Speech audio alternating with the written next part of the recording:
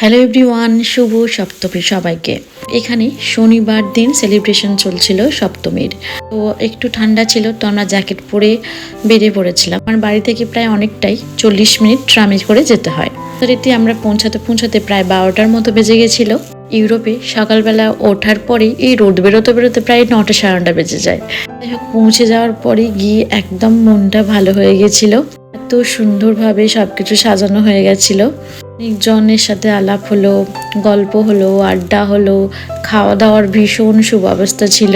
আর ভোগও ছিল অসাধারণ, খিচুড়ি, লাবড়া, চাটনি, পায়েস, মিষ্টি। আর খাওয়া দাওয়ারও ব্যবস্থা ছিল রাত্রে পনির, রুটি, রাইস, লুচি, মিক্স ভেজ। আর ডেজার্টে ছিল সুজির হালুয়া আর ক্ষীর। ভীষণ ভীষণ টেস্টি, মনে হচ্ছিল যেন ওয়েস্ট বেঙ্গলেই কাটাচ্ছি। এখানে আরো একটি জমজমাট পুজো হয়, তো সেখানে কাটিয়েছিলাম সন্ধেটা, সেটা নিয়ে আসছি পরে।